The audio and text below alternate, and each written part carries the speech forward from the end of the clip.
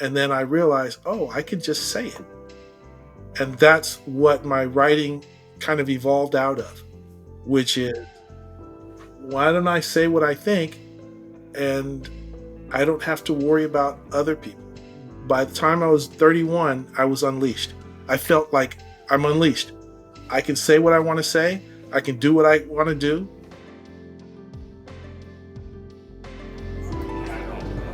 You must be some kind of therapist.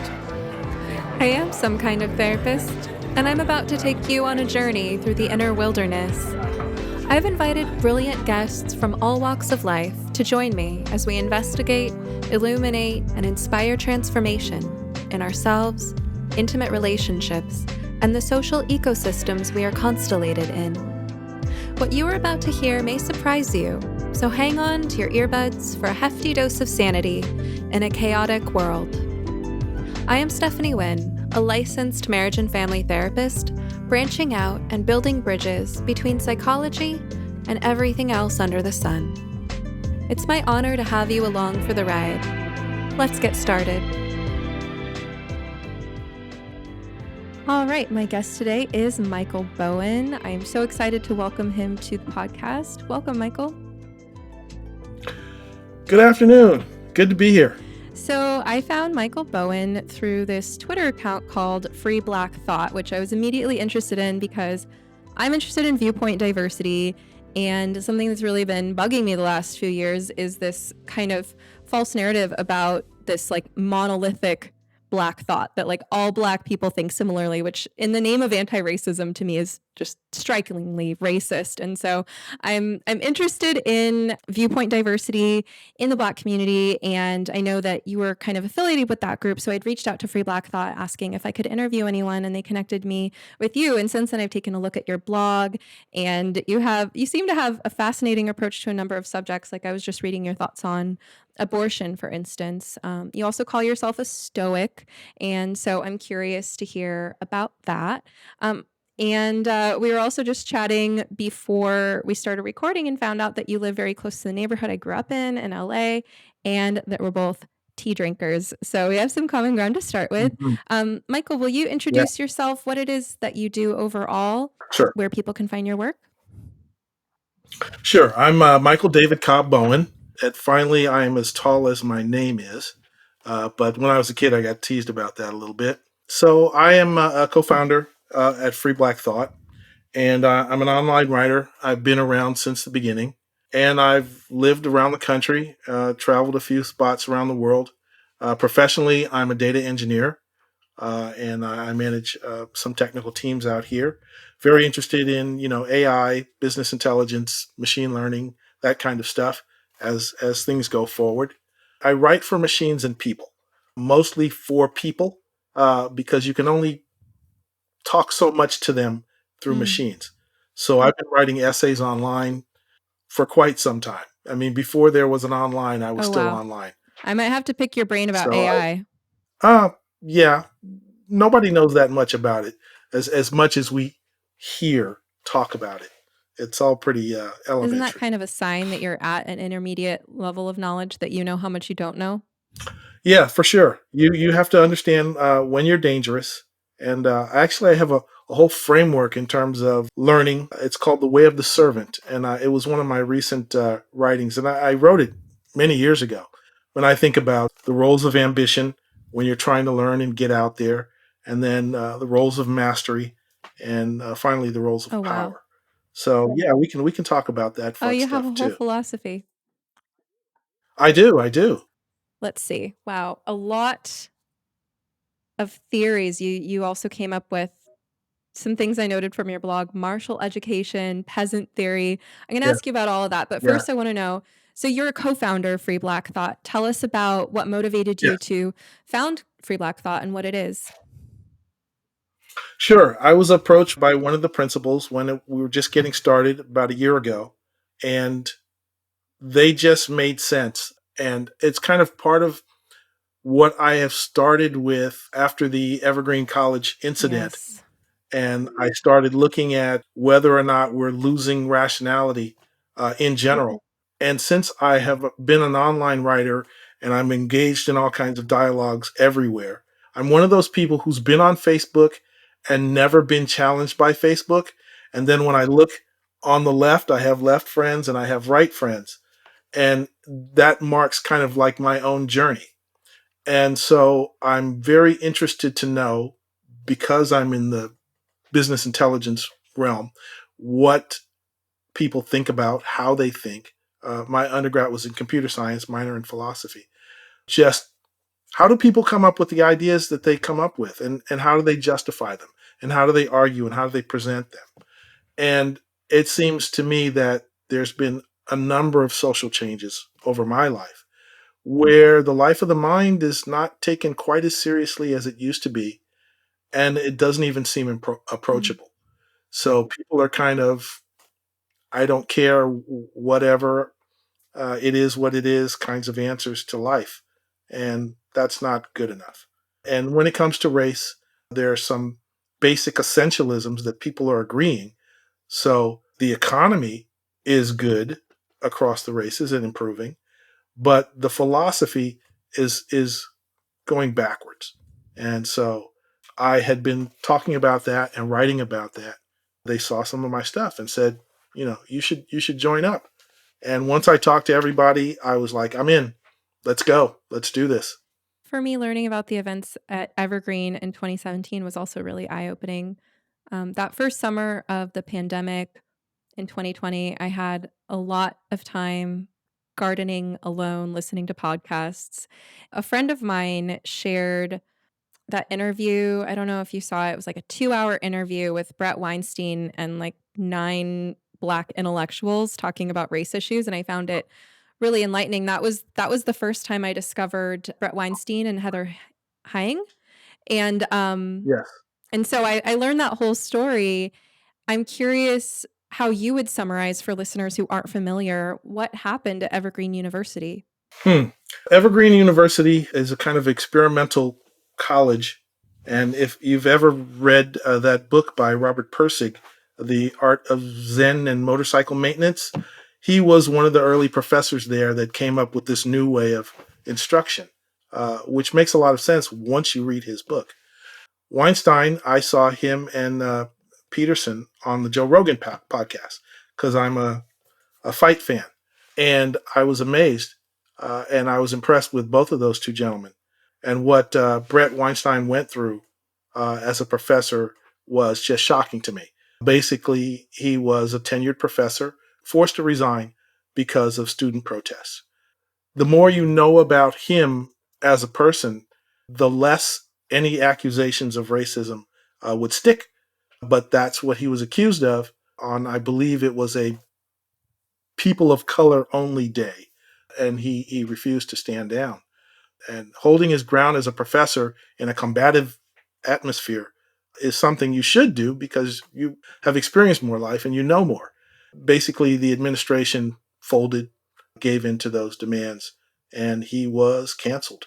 Yeah, and since then, I mean, fortunately, Brett and Heather are an amazing, resilient pair who have gone on to help many more people, to reach many more people since they were Mhm. canceled at Evergreen. I mean, one of my points that I made in dealing with some of the online attacks that I've received is, if you succeed in your attempts to undermine my career as a therapist, then, you help me go from reaching a few hundred people a year to working directly with them to my backup plan of, Mhm. spending all my time writing and podcasting where I have the potential to reach hundreds of thousands of people. That might backfire. So that's what Brett and Heather did.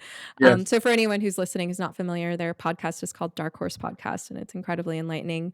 So yeah, that series of events, I mean, it demonstrates to me the difference between kind of classic liberal values and the direction that the left is heading in, right? Because classical liberal values were what Brett was sticking to in the sense that Yes. what was being asked was that in order to demonstrate solidarity with, people who identify as people of color of various kinds, that all the white people, students and professors were asked to leave. And the implication was that if you didn't leave the campus for that day, that it meant that you were opposed to their cause, that you were therefore racist and therefore worthy of Mhm. being targeted and attacked, right? And what I saw Brett doing was essentially standing on principle, saying, I don't accommodate any situation where a group of people is asked to absent themselves based on the color of their skin.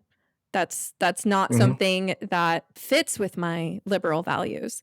And for that, he Right. got mobbed. And there's been a lot of videos shared of what was actually going on with the mob and how they were physically trapping and intimidating professors. It was extremely abusive. And you see that sort of thing. Yes. Any reasonable person seeing that sort of thing is going to think there's got to be consequences, no matter what cause you're standing up for. There's no cause that justifies this kind of abusive behavior, and a university has to have codes of conduct. So it was really shocking how weak the administration was and how they allowed the students to voice their opinions in such a hostile way. Yes. Yes. Well, there's people who feel they have a right to be hostile. Or as my grandmother said, some people just want to stay Mm, mad. hmm. There's enough history of taking over administration buildings on college campuses where people get their way. A generation of some black academics got their start on college campuses that way, kind of from the Black Student Union protests. And then, well, now we need to have a Black Studies department, and now we need this, that, and the other. A lot of institutions accommodated that in a way that just kind of just said, okay, we have now given the Black people what they want, and we're all cool. And that's an odd way of dealing Yeah. with people, but it is deeply in our country. I mean, one thing that I notice that almost nobody ever does, it's weird, and I even feel weird when I bring it up, but you know the civil rights movement also, for all of the good things that it did, it set the premise for saying, let's redistrict the whole congressional map of the United States of America so that we can have minority or majority minority districts. So we were so convinced that race was a permanent part of what America had been and will be that we said the only way we can include, black folks as part of the democratic process is just to realign. It's kind of like reverse Mm. redlining, right? So we could not expect any white folks to elect black Mm. representatives and vice Mm. versa. And so that was the solution. So it's one of those things that you kind of take for granted. That Civil War ended slavery, but then you think about we redistricted everything, and now that redistricting is now this kind of subtle manipulation of the democratic Sorry, did you constituencies mean of our. you said civil rights movement and then later you said civil war? No, I do Okay. mean that. I mean, well, let me put it to you this way. No, we're going to Okay. go deep. I love it. We're going to go deep Ooh. and scary. And the deep and scary thing is, first of all, whatever's said about race today, we don't have it as bad. I don't have it as bad as my parents. My parents don't have it as bad as my grandparents. And my great grandparents, because I've researched the family tree, they have it even tougher. So anything you want to place at the foot of racism or white supremacy or whichever way you want to say it, you cannot look at the past 70 years and say there's been no progress. There's been real progress. And it's not necessarily a white concession. It's just black people have gotten better at what they wanted to get good at. And they voted with their feet and they worked with their arms and they made something of themselves and they proved their lot and they proved their families. And that's a very interesting and maybe unique historical event.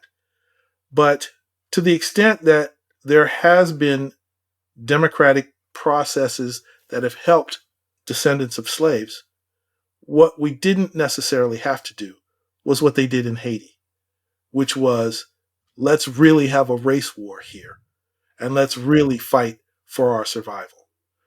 And so I perceive there's a kind of latent militancy in some black Americans that say they're spoiling for a fight.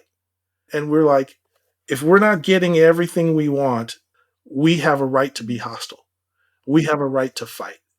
And I think if there were more testimonies about what it was like to be in a war for your rights, a real war, not just in America or someplace else. People wouldn't be so hostile. They wouldn't be so hot headed if they knew what it's like when your family is actually starving, when there are soldiers really, you know, raping your mother, some things that people still face today. I think if we would have had a real war, real race war, uh, we probably wouldn't long so much for this hostile activism and a sense that, well, Black Panthers, it's in the back of our heads. We're going to have to get violent. We're going to have to take over Mississippi. I mean, it's to America's benefit and credit that we don't have to go that far. But there's still radical ideas out there, and there's still this feeling like, oh, it's about to get real, and we're going to have to get violent, and we're going to have to fight for everything. And the voices that say that are still out there. I mean, It Takes a Nation of Millions was a number one record, and it convinced a lot of people that there was still that much anger and hostility in all of Black America. But it's not all of Black America. I'm thinking about how amongst people who are concerned with notions of justice, there's a lot of narratives about privilege. And what I hear you pointing out is that we're all relatively privileged to live in the Oh yeah. degree of peace and prosperity that we have as Americans in the 21st century period, and that people who have experienced true oppression would have more gratitude for the relative safety and comfort that we have, including the freedom of being so vocal about your opinions and trusting that your voice will be protected and that you won't be subject to violence. Now, there are a lot of narratives about violence, the threats that people face. And I'm curious, what are your beliefs about sort of myth and fact when it comes to narratives about threats that people face? And what do you think are some of the consequences of things that you would consider myths or erroneous in some ways? Yeah. I didn't study political science. I studied computer science. So I've always been, prove it to me. Show me. Give me the numbers. Give me the data. Let's see what you're really talking about. And in addition to that, I'm philosophical as well. And that is a consequence of growing up in a household where my father's an Episcopalian and my mother's a lapsed Catholic who then becomes an evangelical. And at some point, they were both, not atheistic, but out of their churches. And so you have to learn how to think across those boundaries. You understand at some point, even Christians behave differently according to, the stories that inform their ethics. So there's going to be a lot of myths out there. And even if you accept these myths just for their symbolic virtue, you're not necessarily going to, agree on all things.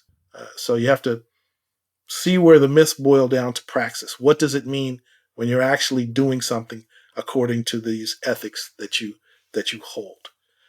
And so, of course, immediately Black Lives Matter comes to mind when you talk about, well, what can we do to activate people in the streets, and what can we do to activate people in our political orientation and energy?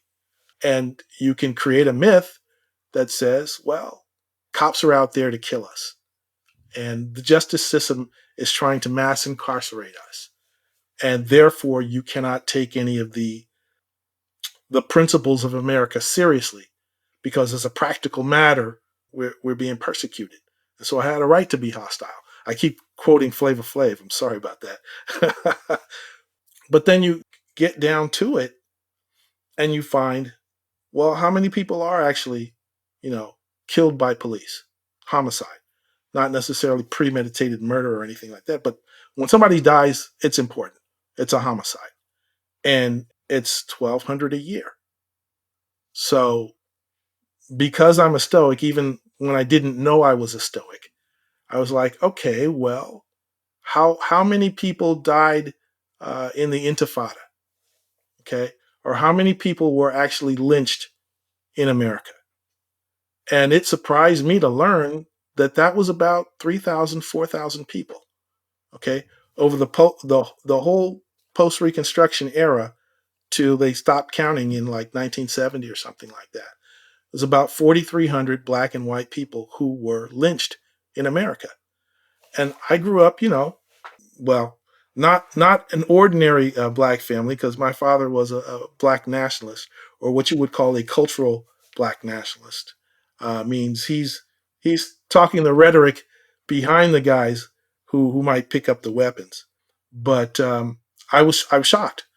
You always say all those people who sacrificed so that we can get here, and it's over 100 years, 40 people a year, and you're like, oh, wow, that's not as much as I thought it was. That's not so great a sacrifice as I thought it was in Can I blood. clarify those If you want numbers to with go there. you? So, Sure. when you said about 1,200 a year, is that the total number of people who die at the hands of police in the US across all categories? And so that's not Yes. limited to what race the person was, whether they were armed or not. That's 1,200 people a No. year on average total die in police Yes. related incidents. And so we'd really have to look at each case to see what the circumstances were and how else it could have gone. And it was my Yes. understanding, I think I read an article recently that said the number of specifically unarmed black people who die at the hands of the cops per year is around 10, and that people who identified as very liberal estimated it to be 10,000. People who identified as liberal estimated it to Yes. be 1,000. Does that jive with the statistics you've? Yes. I remember reading something to that Mhm. effect. And again, so when this first surfaced, and this is one of those myths that are kept alive. They're not necessarily myths, but they're ideological positions that are reinforced by a litany of horrors. And I grew up in Los Angeles, left there before the riots, but while people were getting angry about that. Well, we both know, growing up in the Crenshaw area, I actually remember coming back to LA after the riots, and there was a Korean owned furniture store on Mm. La Cienega and Rodeo that had been Yeah, burned down. that's where I There lived. was a swap meet. There was a swap meet over near Santa Rosalia, between Santa Rosalia Mhm. and King, and there were a lot of places where you could get cheap clothing, and that was Mhm. burned down. It used to be Barker Brothers Mhm. Furniture Store. I remember that. But I had seen personally the beefs between blacks and Mhm. Japanese, or not Japanese, and Mhm. Koreans, because actually there was a distinction. Dorsey High School was where I grew up, and the band Hiroshima came from Dorsey High School, and those folks were about my age. And blacks and Japanese got along fairly well in the 70s, and it was that large neighborhood. So I certainly made the distinction between Koreans who moved in a little bit later than the Japanese who had been there for a while. And again, so if you say Latasha Harlins, people remember, oh, she was shot over a glass of orange juice, or something that she was trying to shoplift. I followed all of that very closely when I was living in LA. And I got sick of LA. I was just like, I don't even want to deal with this anymore. I want to go. But those same names get recycled, and then this myth of oppression. And that's real for some people. And then it's just part of a stance of trying to be pro black Mm. for others. One more little story along those lines was the Crenshaw bus. There were two or three buses that went up and down Crenshaw, and one of them went south to the Hollywood Park racetrack. Never got on that bus. So I knew there were people who went from my community, black community, to go bet on horses. And I never got on that bus. And then there was another one that went in the other direction to the city jail. And I never got on that bus. Most of us just got on the regular bus going up and down Crenshaw.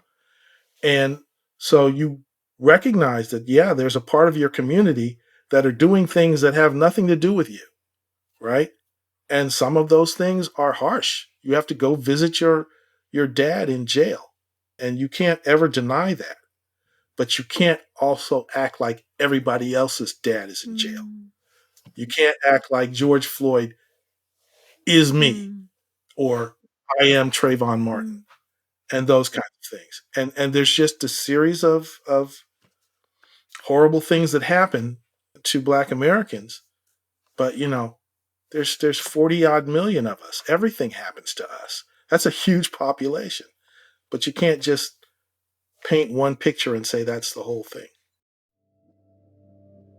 How are you sleeping? Sleep is a foundation of mental and physical health, equally important to nutrition and exercise, yet it's often the first thing to go during times of stress. Good sleep can help alleviate depression and anxiety symptoms, maintain a healthy weight and metabolism, protect your heart, and even reduce the risk of Alzheimer's. Yet still, a third of Americans struggle with sleep, and temperature is one of the main reasons. Before I got an 8 sleep, I was already an expert in sleep hygiene and practiced what I preached to my clients. But I would still wake up overheated in the middle of the night and unable to fall back asleep for 1 or 2 hours. Adjusting the air temperature and blankets was not enough. The mattress itself was keeping me hot. But now, I'm sleeping soundly through the night and waking up refreshed thanks to my 8 Sleep Pod Pro cover. The Pod Pro cover by 8 Sleep is the most advanced solution on the market for thermoregulation. It pairs dynamic cooling and heating with biometric tracking. The cover can adjust the temperature on each side of the bed individually for you and your partner based on your sleep stages, biometrics, and bedroom temperature, reacting intelligently to create the optimal sleeping environment. If you'd like to be more patient with your children, more emotionally stable with your partner, a fitter athlete, or more efficient at work, take it from me, a mental health professional. Improving your sleep is one of the best investments you can possibly make in your overall well-being and the lives of everyone you touch. Go to 8sleep.com to check out the pod and use the code SOMETHERAPIST at checkout to start sleeping cool this summer with up to $200 off your purchase. Even if they're already running another sale, this code will get you an additional $50 off. And yes, to my listeners around the world, 8 Sleep currently ships not only within the USA, but also to Canada, the UK, select countries in the EU, and Australia. All right, now back to the show. You mentioned the riots, and I'd like to talk about that. But first, I want to talk a little bit more about these myths, right? Because I can imagine people listening experiencing outrage that we seem to be downplaying the realities of the things that they're concerned about by saying, well, actually, the numbers are this low, as if that means that problems don't matter. And I guess the way I want to frame it is more in terms of trade-offs. So I'm thinking actually in connection with this about the article that you wrote on abortion that I just read, where you frame the issue in terms of trade-offs. You're saying this is a very difficult position to be in as a woman to make this choice, right? And I think similarly with all things, there are trade-offs. And what happens when we focus on any one thing is that it's inevitably taking away from other things we could be focusing on. So, for instance, if someone is very concerned about police violence, they could have a complaint about what you and I are saying, that we're not compassionate enough about the realities that they're concerned about. My concern is, what do you lose when you put your attention on that? And what do you lose when you tell yourself a story about how the world works based on these narratives about privilege and oppression? So, for example, from a mental health standpoint, what is the impact on like a young Black person growing up who's being told over and over again that like the police are going to kill you, white people are out to get you, like the world is against you, it's a dangerous place.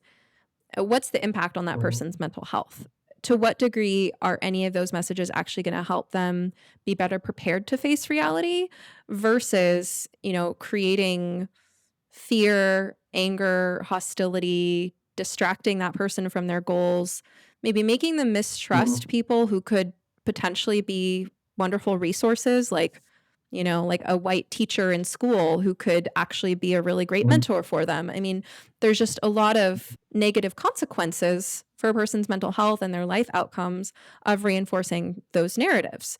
And that's Yes. more what I'm concerned about, not denying that any kind of problems exist, but looking at the whole picture. What are your thoughts on that? Gotcha. Yes, I agree. That's an important way to do it, or way to think about this. And I have thought about it that way.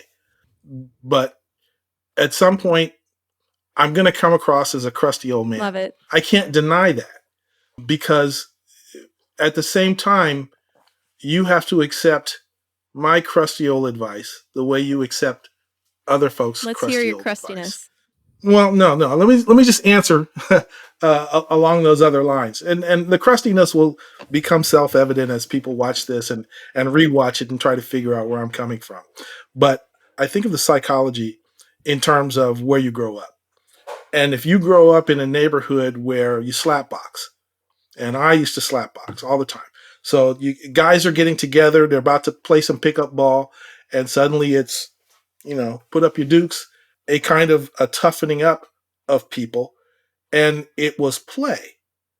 But, if you got to hit the other guy in the face, it's over. All right.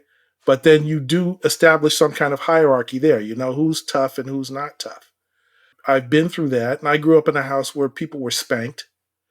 And so you become tough, and there's a tough love there.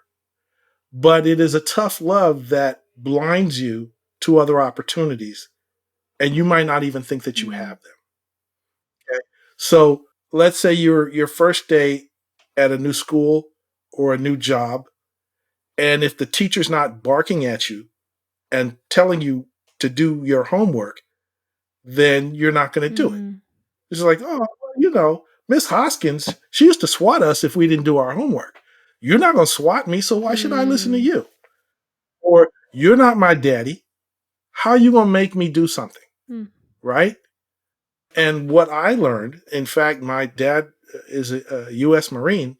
I had a certain amount of discipline in my house, and he was very explicit, And if these jobs aren't done by the time I get home, you guys are going to be in trouble. And we knew what that meant. And so I get, my nice cushy job after college, and the manager kind of suggests, well, maybe we should do this. And I'm like, well, okay, maybe we should, maybe we shouldn't. And I didn't necessarily take that as an order from my boss. And then he comes back, well, how come this isn't done? You said maybe. It wasn't like you were telling me, look, you got to do this, or you're not going to work here anymore, or you're not going to get promoted. So there are very subtle threats or subtle exchanges, trade-offs, that we don't necessarily know we're making. I can remember, as a third example, I went to summer camp, and they had a slide on the pool. And it's a water slide, little water comes out so you can slide down this green fiberglass thing into the pool. And I'm showing off. I'm going down backwards. And the lifeguard says, Mike, that's not kosher. And I said, I'm not Jewish. And then I got kicked out the pool. And so you don't necessarily know. There's real danger in being tough, that you miss opportunities, and then it becomes a self-fulfilling prophecy. People they're not giving me privileges. Well, are you talking the language of subtle things? Are you open to hearing that? And so you have to be sensitive. You have to understand everybody doesn't know how we do. You have to learn how other people do, and you have to make friends. And some of those people are going to be very sensitive, and so you have to be sensitive back, because we're all human beings, and we trade off. And you have to be willing to be vulnerable and say, okay, this is how I feel about this, and listen to other people And then that's building trust that you have to do anyway, because the world is not like your neighborhood. They don't get you. They're not going to get you. You have to make the extra effort to translate, to speak another dialect of English. You know what I mean? Sometimes you deal with other peoples in other places, and you make friends with the SS, right? Like when I went to high school, I learned to play soccer. Nobody plays soccer in my neighborhood, and nobody talk like this in my neighborhood. But I learned how to do that because you have to in Los Angeles. It's a big place, and so you make friends in other places. You become sensitive to the way they do things, and that's just part of I growing hear up. you talking about That's code switching, which we all do to varying degrees, but some people's lives require them to code switch more than others. And really, what I hear you giving is just like practical advice to people who maybe grow up in one kind of community or culture about what's going to help them sure. succeed if they want to expand beyond that, which is about taking personal Sure. responsibility, right? It's not about saying one culture is better or worse than the other. It's just saying, hey, if you want to succeed, here's what you need to know about the world beyond what you're accustomed to.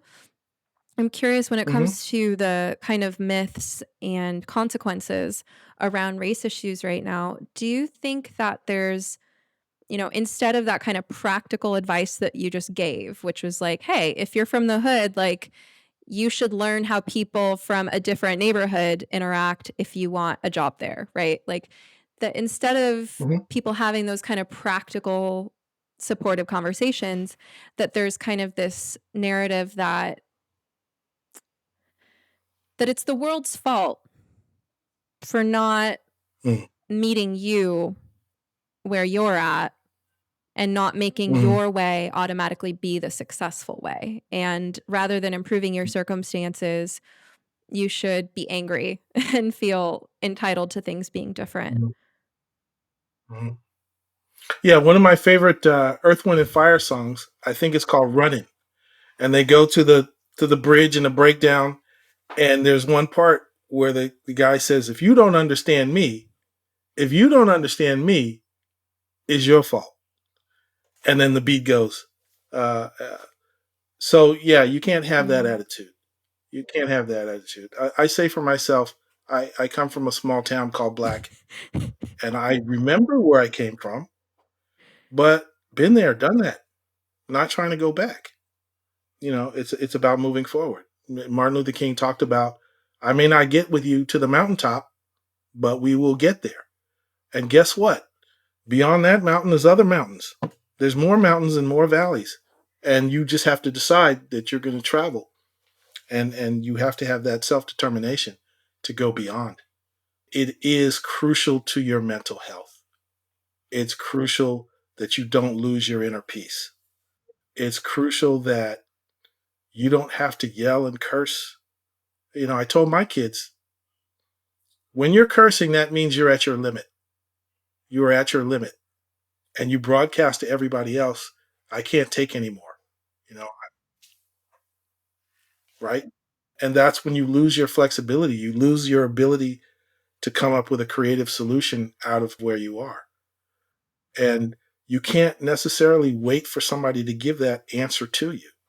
You can't just say, well, this is the powerful way, and the powerful people do it this way, and that's not working for me, so I'm going to be mad about it. But there's so many other ways. Even if you want to take a radical Malcolm X stand for, it says by any means necessary. Well, any doesn't mean strictly hostile. Any doesn't mean strictly violent. Any doesn't mean strictly religious or political or cultural. Any means any. Any means anything any human being has done at any time in history. And if you are a human being, then you're open to all of those possibilities. If you would just, open your arms and accept that that's a possibility for me, because we're not all the same. We can't be all the What same, possibilities do you you know. think people aren't recognizing? I think we've been boxed in by political rhetoric, even in frameworks of understanding like multiculturalism. There's a difference between multiculturalism and pluralism. Okay.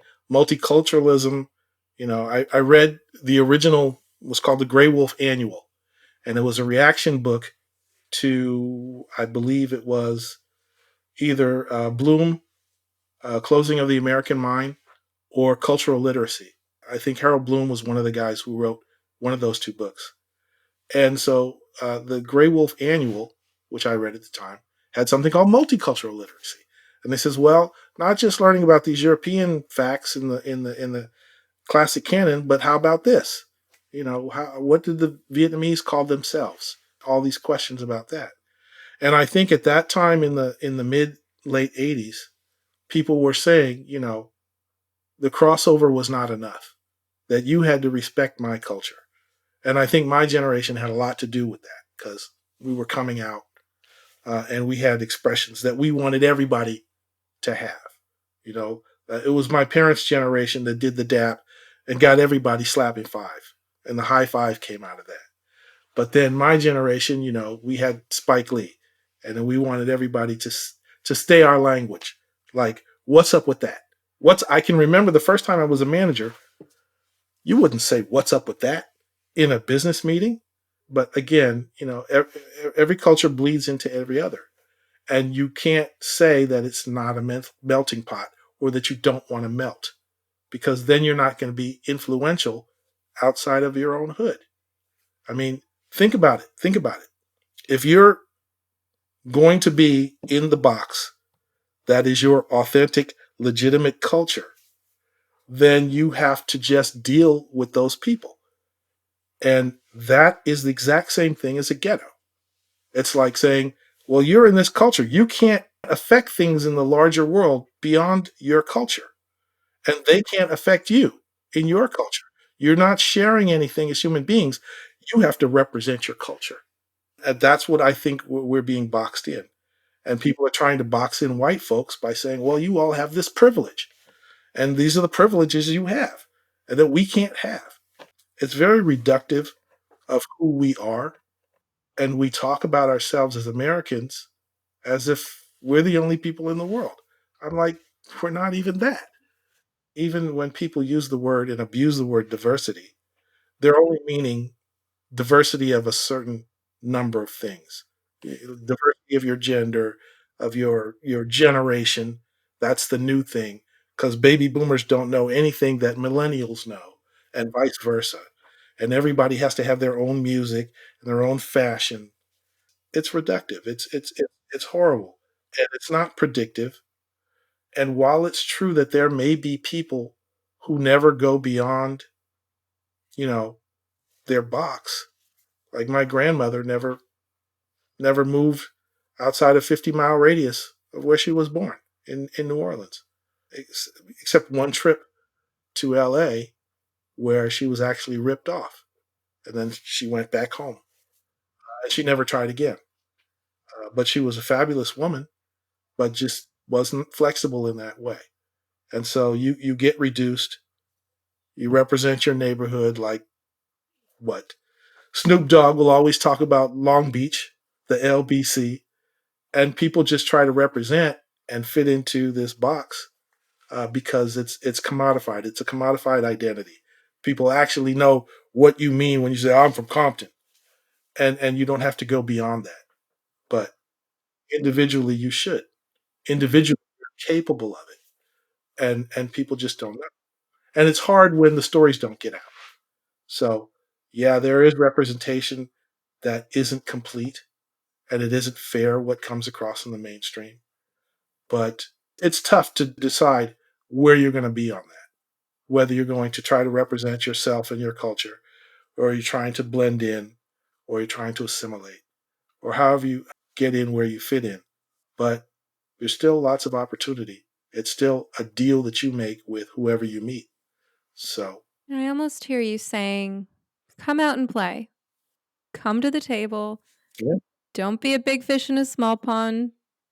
Join the big pond. And if your identity actually stands on anything real, if your sense of identity is rooted in your culture or your neighborhood or your whatever, well, if it has any real merit to it, then, hopefully you've internalized it enough as an adult that you can take Mhm. whatever that's given you with you and come out and play with everyone else. And we're all, to some degree, Yeah. speaking across different dialects.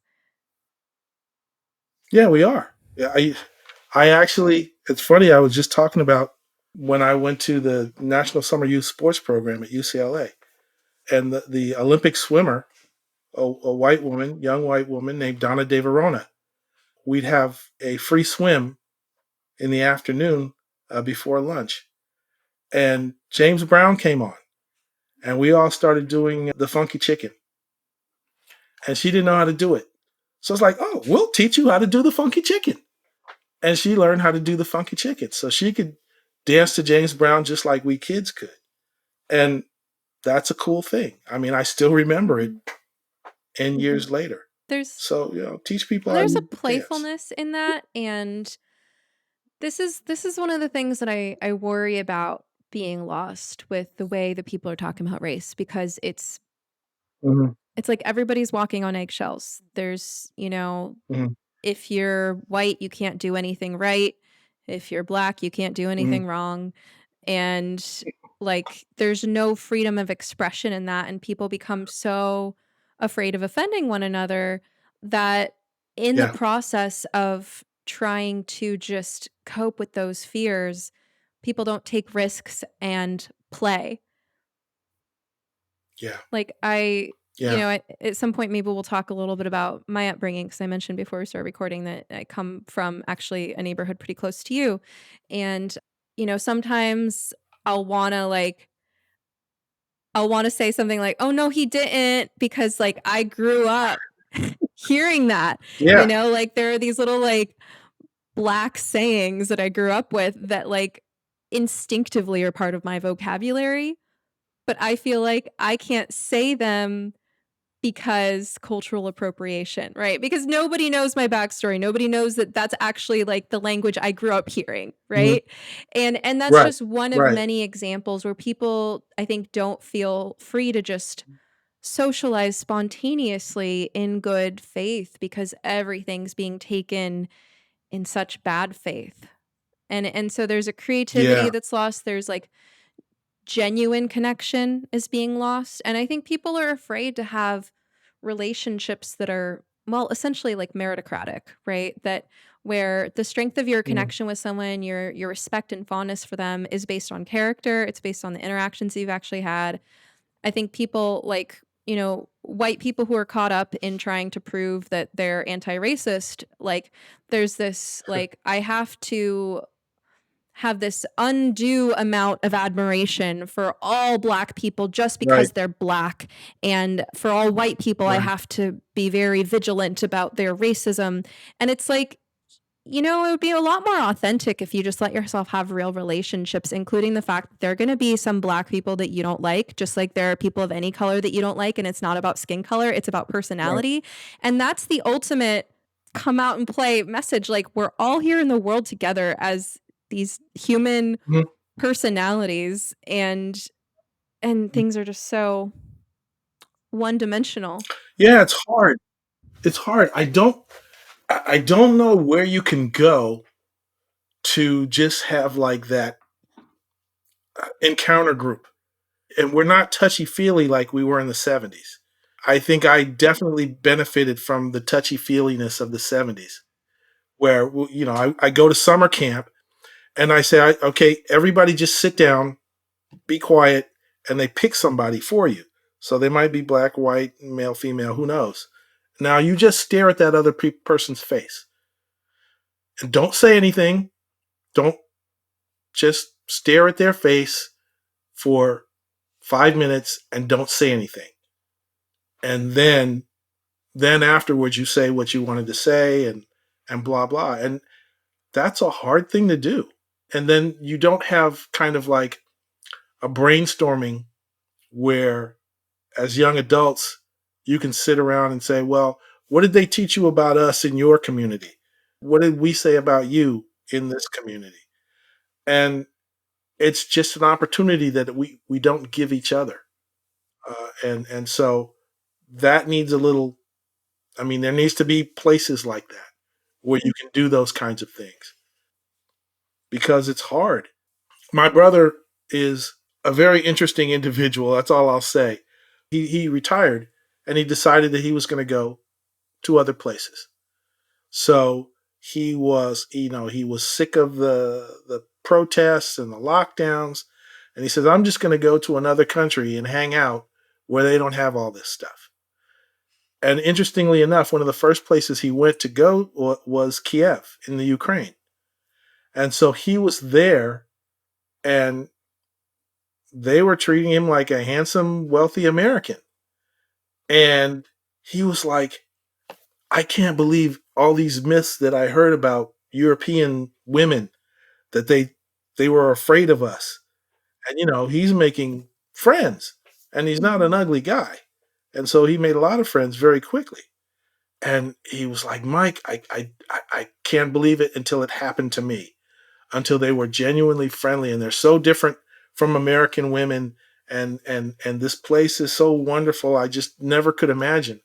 And he ended up in Turkey. He's in Turkey right now, and he takes pictures, because this is, a nice little place with boats and yachts, and he's taking picture with his friends on boats with their dogs, and he's drinking wine in the afternoon. He says, I just can't believe this.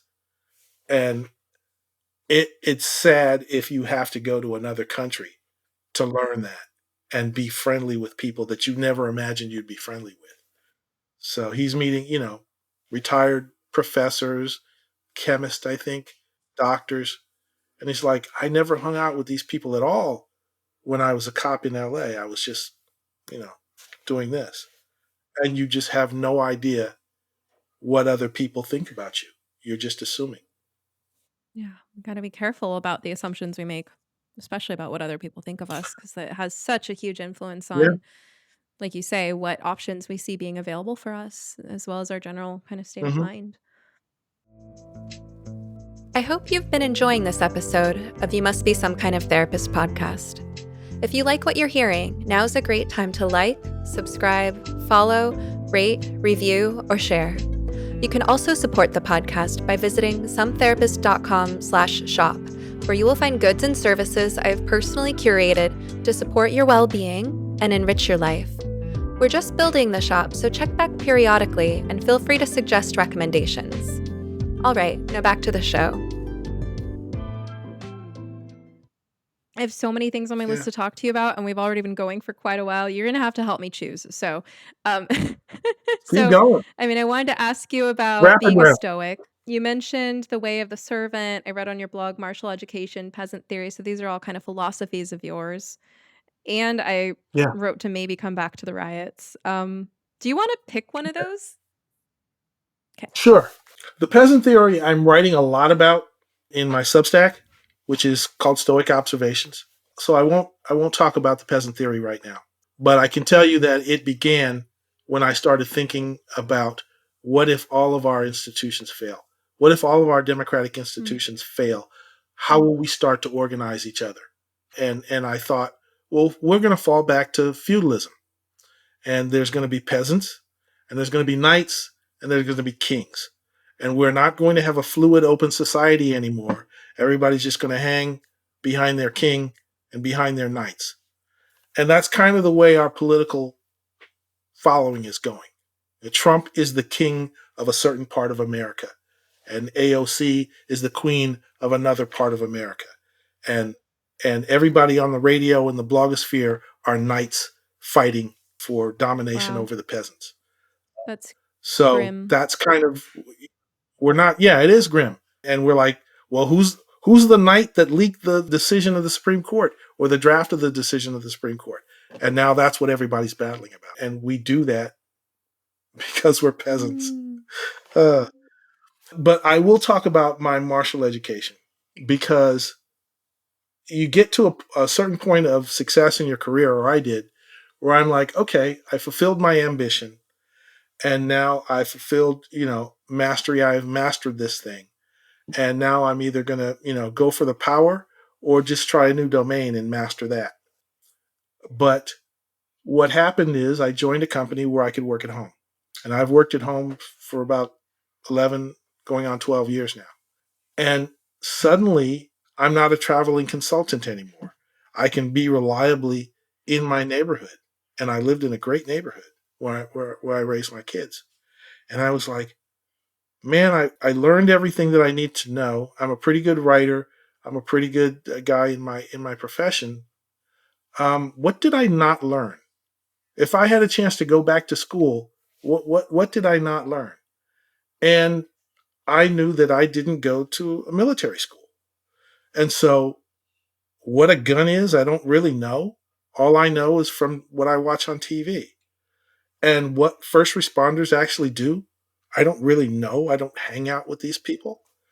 And it turned out that there were a lot of first responders, firemen and cops, who were leaders of my son's Boy Scout troop. And I like these guys. They're dads. I lived in a neighborhood where Boy Scout dads, these are people you can implicitly trust. You can just I can give the key to my house to this guy and not worry about it. I'd like him to come over. He could get a beer out of my fridge anytime because, you trust your sons around them and you have to. And they're learning good things. So I said, well, now I can volunteer for the PTA. I can do this because my schedule has mellowed out. I'm not going to be called away to travel at the last minute. So the first thing I did was I got more involved in the scout troop. And of course, you have to be certified that your child's safe, and you have to understand those rules. Then I volunteered for the fire department. So I got citizens emergency response training.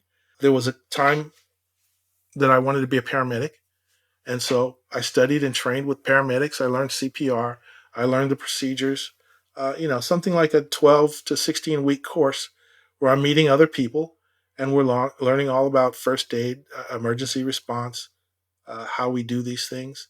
And at the end of that, we did a simulated earthquake because this is earthquake country. And some of the kids from the local junior college volunteered to be victims. And we figured out how to get them from under timbers, how to mark the house as safe, and all these things. And one of the things that you learn are federal communication standards for ISO. So you're going to be the site commander. And my group volunteered me, and I ended up being the site commander.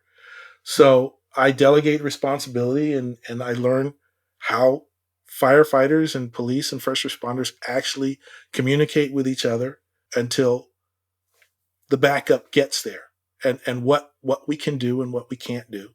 It's an amazing set of skills to learn. And you just say, these people have been doing this all my life, and I haven't paid attention to it at all. And so at the end, I made a pretty good leader, they said. One of the guys says, you should go to the police academy. There's a citizens police academy like this.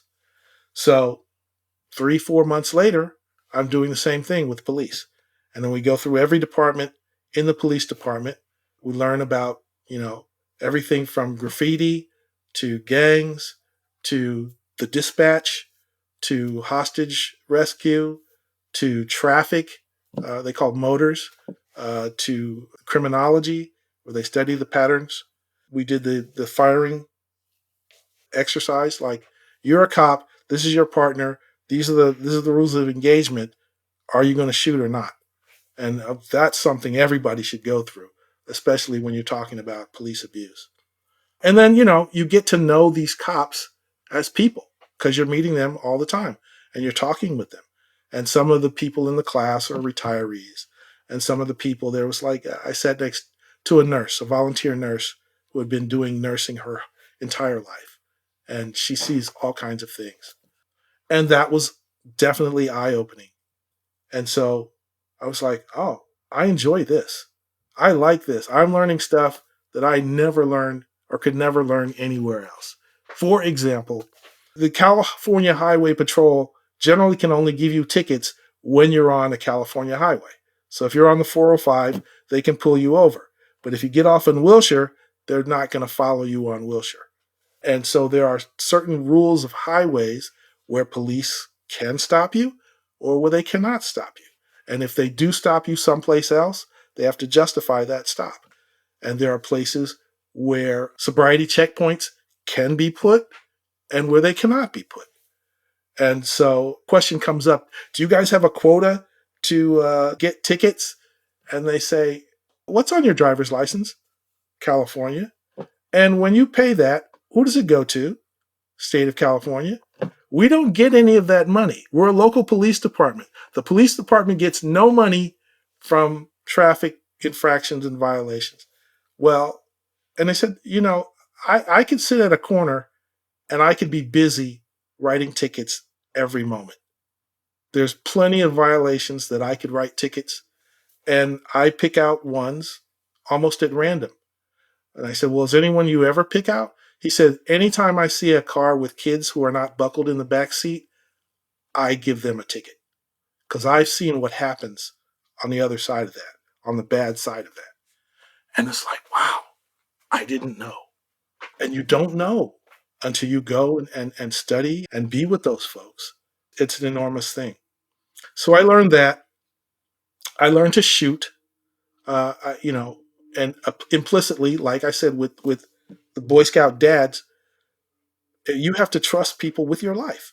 If you're going to be around guns, and when you first go, you're all fumble fingers. You're like, I can't believe that I can't do this, and then you suddenly notice that everything you've seen on TV, your life, is a lie. Nobody walks around with a gun like this right near their head. That's for TV, so that the director can get the gun and the face in the same shot. All right, you're holding it a lot lower. But again, and almost nobody shoots with one hand. Again, myths. And so you see, thousands of TV murders, but what do you really know? You don't know. It appeals to me as a Stoic. It appeals to me as somebody who's always trying to learn something new. What are your own limits? I understand if you have issues with guns, but so many people I hear talking about that say, I would never have a gun. I would never have a reason to have a gun. Never. And it's like they think the gun would change them. And that means you are afraid of imposing moral discipline on this object. Well, the purpose of a gun is to kill. Well, yeah, the purpose of everything has a purpose. The question is, can you use it properly for its purpose? And what situations are you going to be useful in? All right. What is the purpose of your body? A lot of people think the purpose of their body is to look good and be sexy. But if they're in a car accident, they don't even know how to take control or take care of their own body or their own kid's body that got thrown against the. So I'm like, there's this whole part of life that I wasn't educated in, that I have to depend on other people for, and that somebody else can change my opinion about because I'm ignorant. I don't know anything about police procedure. I don't know anything about that. So I continued, and I did the same thing with the FBI. I went to the FBI Citizens Academy. I learned even more. So that was my martial education in a nutshell. And it's like, if I had gone to the military, there's some of this that I would have learned. My father said, you don't want to go to the military because you don't listen to me. You don't want to listen to a sergeant. But all these people are not stupid. All these people know what they're doing. And it's not the system. It's this guy, it's that guy, it's this woman. And if you don't know how they work and you can't approach them as people, their job continues. And it's a very important work.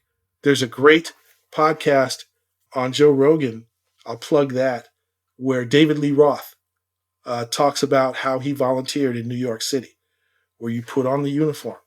And it's something we could probably all benefit from. So the martial education was really good.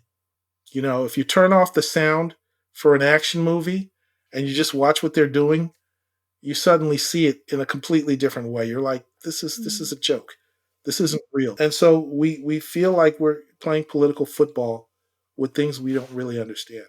And that was very important in my growth as a person. And I think anybody could stand to learn a few things about stuff they never bothered Well, to learn Michael, about. that is fascinating.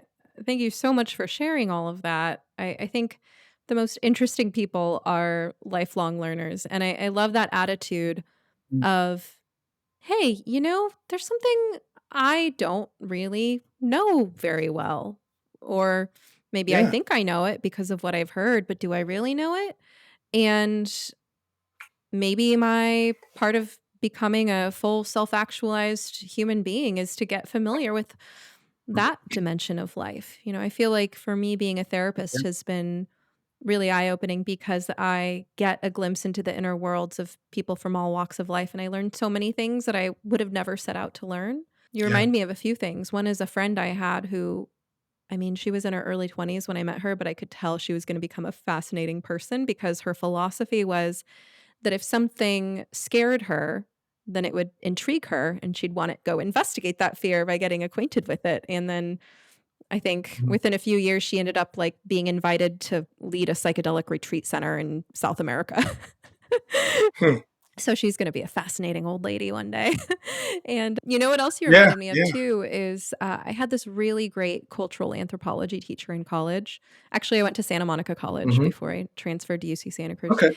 Yeah, this teacher, she was kind of an older white lady, kind of maybe had been more of a hippie at some point, and she shared her story, which was that in the younger phase of her career, one of her students came up to her and said, I have a population I think you should study, police. And her Mm. immediate gut reaction was like, hell no.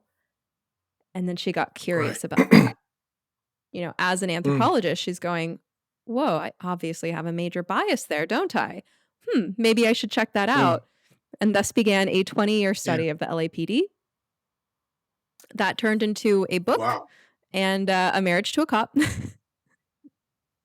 And she was a Wow. fascinating person to learn from.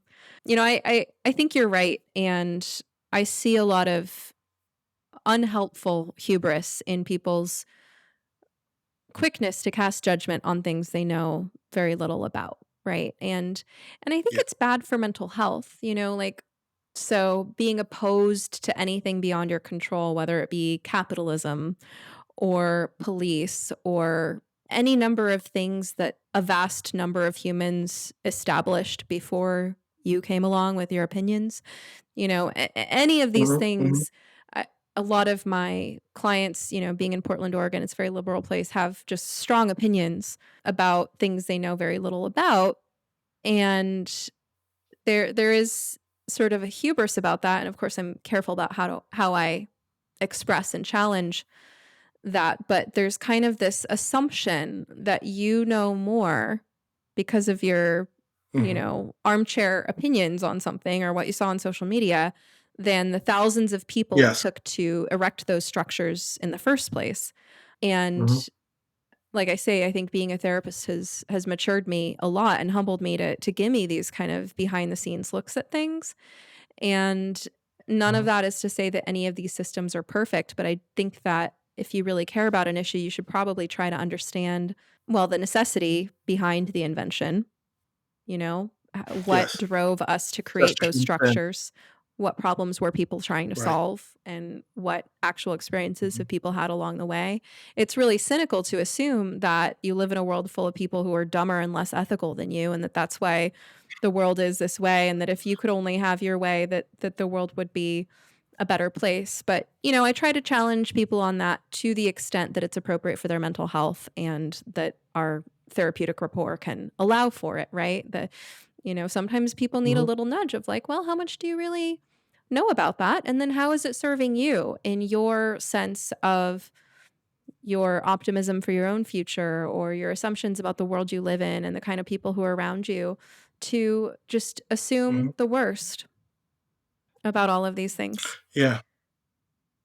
Yeah. We can be our own Mm. worst enemies. I've had the opportunity and necessity to get some counseling and therapy because I got into anxiety. And people tell me I'm a very smart person, and I know that I overthink things.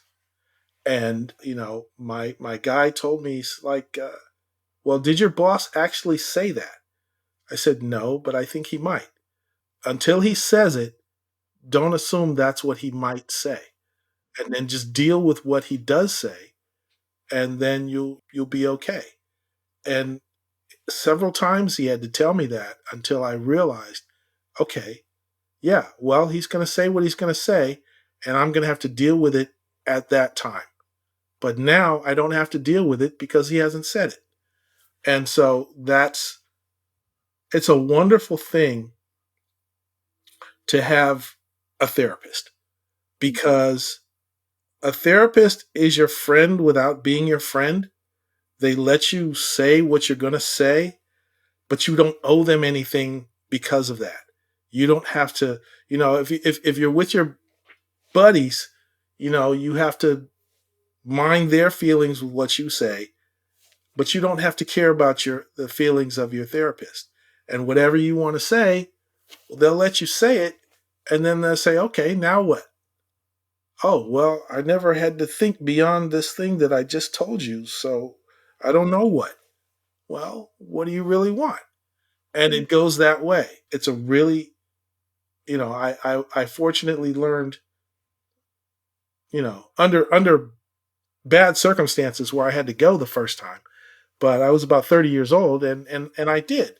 And I was like, wow, I've been depending on my girlfriends and my homeboys to tell these things, and then I had to put out something back. I couldn't just say it and be done with it.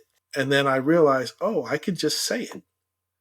And that's what my writing kind of evolved out of, which is, why don't I say what I think, and I don't have to worry about other people. By the time I was 31, I was unleashed. I felt like I'm unleashed. I can say what I want to say. I can do what I want to do. One of the first things I did was I told people, this is my salary. I make this much money. Almost nobody will tell you what their salary is. And it's really strange. They'll give you their resume, but they won't tell you that number because it's kind of secret, and they know that you're going to be judged, or your SAT score, or your FICO score. And it's like, yeah, you got to be out there and sometimes just take that risk and tell somebody. And that's how I was able to kind of take my personal writings and put it in the public, because I became satisfied with who I am. And I wasn't necessarily negotiating it with my intimates. It was something where I was like, if you needed your girlfriend to say, well, you're a real man, or if you needed your parents to say, well, you have satisfied us, you're kind of in debt to them. And there's nothing wrong with that. But do you actually feel free? And do you feel like, well, I have to talk around them because I know they're this way, and there's certain things I just can't say. Like, Dad, I don't want to sit here in church now. I want to go do something else. And you're like, what? Right? And so we don't realize how much our relationships pin us in place. And we don't necessarily admit to ourselves that we want to be a little bit free of that. It's hard to explore ourselves when we feel like we owe somebody else so much. And it can be hard for people who haven't gotten in that habit to take the leap of faith, to assume that even if me being more bold, authentic, and expressive in my relationships means that I do alienate some people or lose some connections, that more will come, Mhm. that I can have relationships that are more authentic and more fulfilling as a result of me taking those risks. I want to know, because I heard themes of self-trust and boldness and not waiting for others to give you permission to be yourself. And what advice would you give to someone who wants to take that leap but is scared? Just admit that you're a freak. So I'm weird. I'm an oddball. Ah, And I guess I have to get used to being an oddball. I love that. But here's how I can do things in my oddball way. And who knows? Maybe I just might make it. I mean, this guy over here is successful. Have you seen the back of his head? He's got a lot of nerve shaving his head. He's got a pack of hot dogs back here, and he thinks he's good looking. Well, my head is shaped better than his, so I should be able to do something. But yeah, my ear is kind of weird because, yeah. And just admit that you're kind of weird. You're a little bit of an asshole, but you might be somebody's kind of asshole. It's just, oh yeah, he's an asshole, but he's my kind of asshole. Understand that everybody's fallible. Everybody makes mistakes. So everybody wants to be liked. The question is, can we stand to be corrected? Because we're all going to be wrong. We're going to be wrong over and over and over again. But do we mind being corrected? Not controlled, just like, that thing you said, I think that was wrong. I think there was more than 4,300 people lynched in America. And I think there were more than, So, okay, I'm not the expert. Help me out on this. Where am I wrong? So it helps if you're willing to ask questions.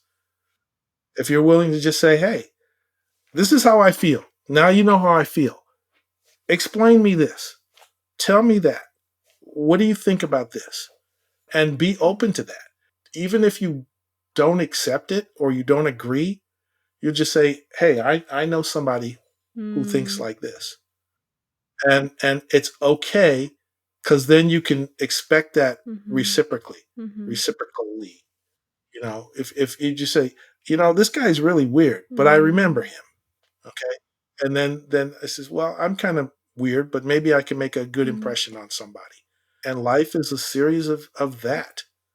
And at some point, you get to a point where you trust yourself, where you're just like, I've survived through all this crazy stuff, and I'm still a little crazy, but I can ask questions. I think we should all aim to be self-possessed, not in an arrogant way, but just in a somewhat confident way. My son had very bad anxiety, and he was going to be a camp counselor. And he was just on the verge of a panic attack one of the first times he went to camp. And I said all kinds of things. The thing I think that ended up working was, when you help somebody, what do they do? They say thank you. And what if you really help them with something they couldn't do before? They say, man, I couldn't have done that without you. And he says, there's your value. As soon as somebody tells you, I couldn't have done that without your help, that's everything. That's it. That's where money comes from. That's where honor comes from. That's where prestige comes from. It all comes from somebody saying, you helped me do something that I couldn't do myself. I'm about to cry. It's so simple and so pure and so real. I love that. I'm just so glad to be getting to know you, because I didn't know where we were going to go, but I'm just like, what a cool person. And I feel like we have some character traits in common too. I think it is really emboldening when you take those leaps of faith and you have those experiences where, by being 100% authentic, somebody does tell you that you've changed your life. It's like, yeah, once you start having that experience, you can't go back, right? And there's just so many points you just shared I want to touch on. One is I heard you talk about, knowing that it's okay to be wrong and that you can still show up fully with just kind of an immunity to letting it bother you if you find out you're wrong. And in fact, that shows more character strength that you're willing to learn. And it reminded me of a memory from last summer that I was in a group setting and there was something technical that I couldn't figure out. I think I was like in a sauna and there was some like feature with how the sauna worked that I couldn't figure out. And I just sort of cheerfully asked, does anybody know more about this than me? And it was just this lighthearted, like, maybe somebody knows more. And I remember having a moment of like, I think I've reached a new level in my self-actualization. I just asked if anybody knows more about this than me. I think my partner is rubbing off on me because I don't have to be the smartest person around anymore. I don't have to know anything. I can let other people contribute their knowledge, and I grow and I benefit, and I actually get to relax and receive from that. So you just reminded me of that. And plus, being a therapist and a podcast interviewer, I just love being curious and asking people things and not viewing it as a personal affront if I don't know something. Yeah, yeah. No, I still have that bad habit. People say, "Oh, we just went to Hawaii." Oh, I went to Hawaii too. Did you go to Oahu? No, we went to the other island. Oh, where the Princeville golf course is. I went to the Princeville golf course, and then we rode the horses. And you missed out on their story. It's right, but it just goes back and forth, and then they say, well, my kid goes to Harvard, and and it's weird. I'm still competitive in that way, but I've learned to really love telling stories and listening to people's stories, and that that that that levels me out, I guess. I don't know if this is going to open another tangent that's too long, but I heard you say the way of the servant. And I wonder if Yes. it connects to anything that we've talked about so far, because there is like I hear like a dignity and a motive to serve the greater good in some of the things that I hear you approaching. But I want to know, when you say the way of the servant, what does that mean to you? Well, I mean, I looked at a point in my career, and it's something that I learned primarily from my profession. And I have worked close enough with, people in Silicon Valley and at Microsoft where I notice how they change when it looks like the IPO is just around the corner and they're about to get rich. It's a stunning transformation. It's FU money because that's what they want to be able to say. And I kind of realized that at that moment, all the professionalism kind of goes out the window and they become something else that they wanted to be all along, where they're putting up with their job, they're putting up with the ethics, they're doing what they need to do to survive. And then one point, they're going to grab that gold and say, see ya, with the finger. And I said, these people aren't here because they actually love doing this job. And they're not here because they want to see the mission of the company succeed or the services that they're giving or the products that they're giving. They're here for payday, and they'll do whatever is necessary to get through that. And their professionalism is kind of the discipline and the act that they put up in order to get through that day. And so it wasn't a surprise when, the people coming up were not getting the support that they needed. And I was like, this company that I was with at the time needs an apprenticeship, and we need to actually help them do what they need to do. And so I mapped it all out. I said, well, but ultimately we are doing products and services, so we're supposed to be serving the customer. We're supposed to help them do that thing that they couldn't do without our help, right? And their thanks for that should be everything. That should be what motivates us. And then, yes, of course they'll give us the money because we've done something for them that they needed. And then, there's all kinds of weird tangents that you can get into that disturb that. And I know there's a lot of people think, well, that's what capitalism is anyway. But I just said, well, if I had to do this whole thing from scratch, how would I do it? You would have to remember ultimately that you're there to serve your customer. You're there to engage in a relationship that's productive for both of you. That you get a chance to lead because you have skills and experience, and they get a chance to learn and grow because your skills and experience actually mean something. It's not just padding on your resume. You can actually do something for these people. And so I looked at it that way. first for the apprenticeships. Well, what do you do? I said, well, what did I do? All right, I learned it takes 2 years to get smart enough to be dangerous, and then you get your tools and your set, and you can do this much, and now you can do more than the product developers wanted it to do. So you get to this one point, and then you get to the point where you're a go-to guy, and that was my favorite thing. Oh, let's get Bowen. He can do it. And Bowen, we need you in Seattle. Bowen, we need you in Texas. And then, I'd make it happen. And then I said, okay, now I'm a master. I've mastered this stuff. There's two directions I can go. I can write about it online, and I can talk about the zen of my product. This is the zen of this skill that you get. Or you can be the other guy. I forget. It's not right in front of me. But then the actions of power. And power was really interesting because then I said, I looked at my bosses, and one of them was Lord. And the Lord is basically in your business. His business is to make your business taking care of his business. So he knows all of your business. He's got arms and eyes and spies everywhere. He's the control freak. And hopefully he's good at controlling people who go off on tangents. That's the Lord. And he lords over you, literally. And then there's the creative genius, which is called the demiurge. And the demiurge can just do these magnificent things. He's like, oh, geez, what's the drummer for the Foo Fighters? Dave Grohl. All right. So he's got this musical genius. You're like, how does this guy do that?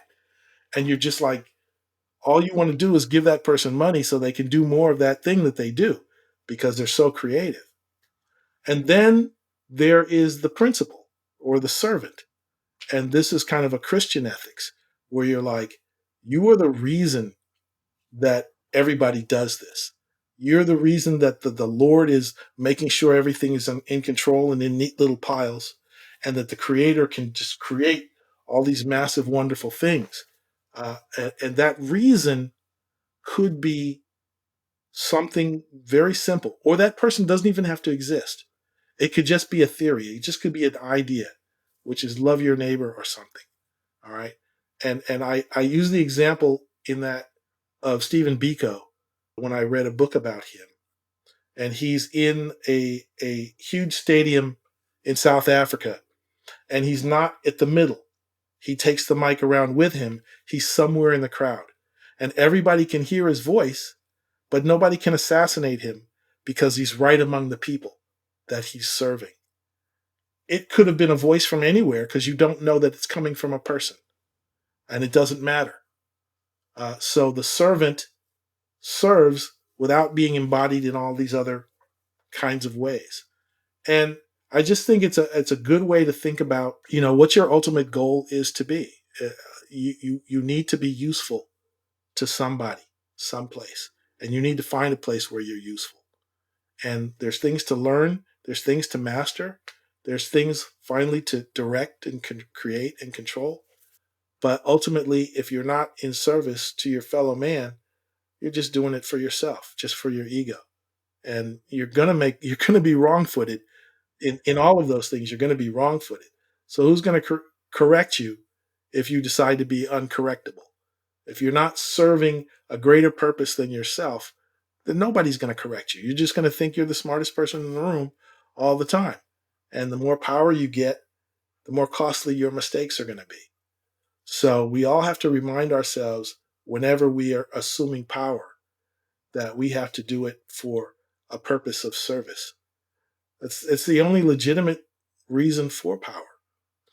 I love that. It's beautiful. I really hear you emphasizing the intrinsic value of work rather than the extrinsic value of how it's rewarded through, fame or wealth. And this is really a reminder about what makes for true happiness and fulfillment in life. It also kind of reminds me of karma yoga from Hinduism. Are you familiar with that concept? Not karma yoga, but I do dabble. So you know how, in Hinduism, yoga means union, and there's many paths, achieving or pursuing a state of union with the divine. So karma yoga is the yoga of Mhm. actions, right? So it's for that for that person who wants to participate and live a meaningful life and work and dedicate their work to their spiritual practice, whether that be paid work or volunteer work. And it's the concept of surrendering the fruits of your actions to a higher power. And so I think that kind of boldness that we were talking about earlier ties in with that, right? When you talk about this image of the person who's speaking in a leadership role, but also amongst the crowd. And, thinking back to that earlier part of our conversation when we were talking about boldness and courage to express yourself freely, I think when you're connected to something greater, whether it's a higher power, a sense of divine will, or, some kind of need of your community that you're tapping into, and you know that you've aligned your personal dignity with truth and with your higher values, then there's a faith and a boldness in that allows you to work without fear. That's good. That's absolutely true. And there's danger in that, because if you've decided to do that just for your people, then you're an advocate within, those pigeonholes. And you could just say, well, I'm serving my country and I deserve all this power because I know I'm doing right by my country. And yeah, a lot of people get a lot of satisfaction from the fact that they believe that they're representing. Yeah. Like Snoop Dogg is Right. representing Long Beach, so he can say whatever he wants to say about that. We're getting to the point where that's racially true, and where that is true of their sexual preference. And so I'm serving the trans community, so you can't question me because this is my mission. And that's where we're kind of losing the It's humanities. tribalism, right? Yeah. I know that.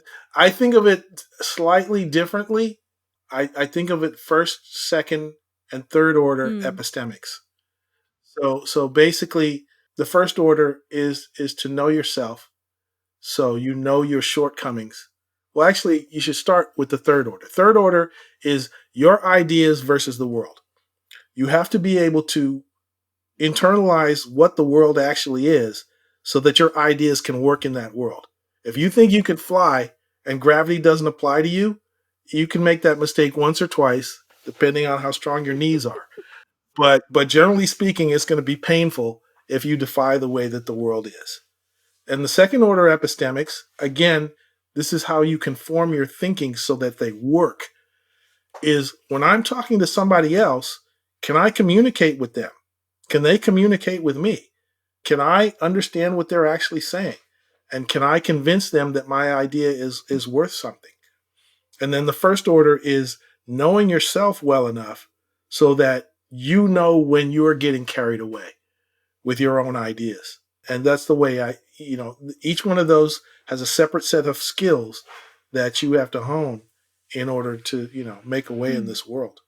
Because you need to know yourself, and you need to know how to deal with other people, and you need to know how to deal with the indifference of the universe.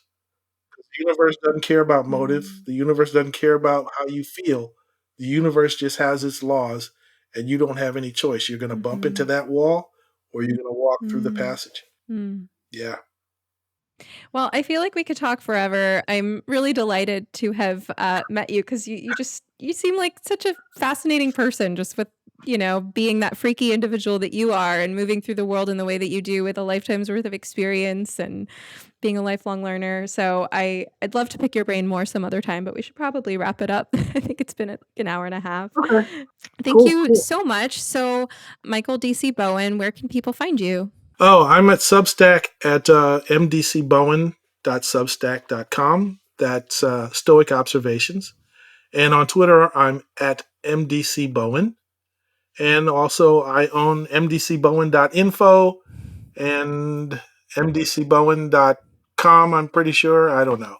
But I'm relatively easy to find. Just Michael David Cobb Bowen. and Google's been kind to me. And are you working on any particular projects right now? I think you mentioned that there was something in progress. Like, are you working on a book? Yeah, I've written 3 halves of a novel, none of which published, so I call myself a writer Mm. instead of an author. I'm working at Free Black Thought, spend some of my spare time there. I'm would like to design some digital democracy.